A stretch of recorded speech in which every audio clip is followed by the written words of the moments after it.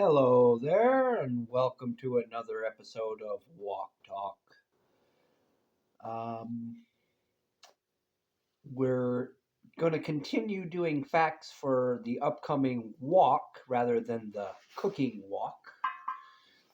Um, the plan is to maybe have somebody driving behind me this time. And so I will be able to pack supplies in the vehicle and just concentrate on just carrying the wooden pallet 50 miles. And yeah, I like that idea quite a bit. But I realize now that deter that will make it so I can't walk against traffic. Because while I'm by myself, I have the option of walking on one side of the road or the other. But if somebody is driving behind me, I will have to keep with the flow of the traffic. Well, that's potential fact for the upcoming walk. Let's get on to our preparations for carrying the pallet, which will be doing squats with the titanium walk. So let's get to that.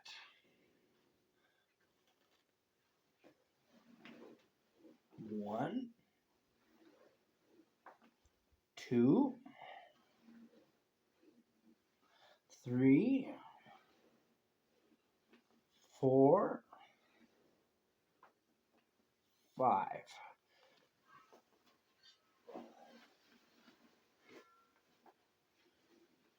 Oh. I might be a little low energy today because that did not feel good at all. Holy shit. Oh, yeah, no, that took way too much out of me for what it was. That was just a simple 50 pounds or so for 5 squats, and oh, that hurt, and I'm a little bit tired and a little bit winded, not too bad. I guess it's a low energy today. The main thing I wanted to talk about today, though, is some real life superhero stuff, but it might just apply to anybody who wants to do monthly or some kinds of donations or helping out their community on a regular basis. And the question ends up becoming I'll just use the example that I want to be a real life superhero, and I endeavor to help my community. And in the small way that I do that is I try to raise positivity. But the actual physical stuff that I hand out is chocolate bars and lighters. I've only relatively recently started handing them out. Um, and that's basically the bulk of the cost. The only other thing, being alive and maintaining myself is a cost that goes into putting my time into being in the community and being a presence in my community. And so I have to be well enough and be in a good enough mood that I feel I'm, making an effort. Um, yeah, I might have said something along the lines of making an effort to make an effort, but it's really what it comes down to is the bulk of what I put into being a RLSH is just trying to raise positivity. I think that is the most important thing, and when I'm handing out stuff, that does go into that. The thing that I've heard time and time again from other real life superheroes is we're fighting apathy. And that can be in the sense that we're fighting our own apathy because we don't want to look the other way. We want to engage with problems and help when we can. And I think to a degree, most people try to help when problems come about. But I think I have become a real life superhero because I believe that's what was necessary for my community. Uh, like we were the most dangerous city in Canada, or at least according to statistics, that's what we got labeled as, and that's a scary thing. And but there's people out there that have a lot more resources than me that can give out a lot more than me. But I know I'm the one who's carrying the pallet to Beaver Lodge and back, and that's probably going to be the thing that I contribute that it's likely that somebody else won't contribute that. That is what I believe. I like to call it putting the S in the RLSH, because we're not just trying to be real life heroes, we're trying to be real life superheroes. And so it's like, what are you doing to be super? You know, like, what do you do to earn your S? That's what I ask myself. What I might pose out there, put that question out in the air to other real life superheroes. Is there something that you can do that earns your S, that puts you in the realm of super? You know, being a hero is helping your community and doing good, and that's an important letter, maybe the most important letter, hero. The word means so much. But super, that should mean something too. Real life means we're not bullshit, we're real deal. That doesn't mean we might not make art that is based in fiction, but at the end of the day, we're real human beings getting out there and actually putting on the outfits and going out in our communities. And maybe you're patrolling your communities and you don't wear an outfit, but there's a certain thing to being a uniformed person. It's a well-known psychological, well documented psychological phenomenon that people act differently when they're wearing the outfit of a superhero, even if you're just doing it for Halloween or something like that. And I endeavor to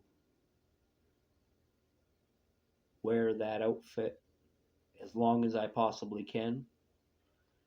And I guess because I was going to just break it down to what this was supposed to be about was dollar value that goes into being a real life superhero.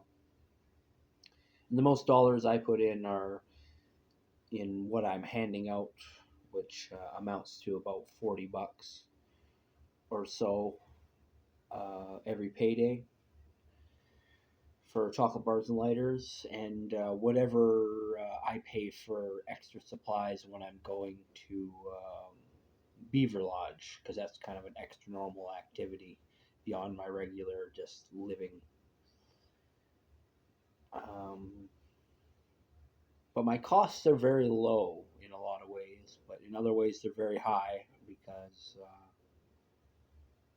I've been put under a lot of scrutiny because I dress the way I do, and that really encourages me more to continue dressing the way I do as I do the things I do, because you learn who's judging you for your outfit rather than your actions. And I like to know the people who are judging people for how they look or for the symbols they wear. Because we're supposed to have the freedom to dress the way we want and represent ourselves the way we want. It's a free fucking country, after all. The fact that you can be a real life superhero shows what your community permits to a degree. And you're not necessarily just doing something just because it's permitted. You're a human being with your own choices, but for the most part, I'm not hunted or bothered. Nobody's really trying to stop me from being Captain Canada. But there has been scrutiny, and that scrutiny I feel is a very, very high cost.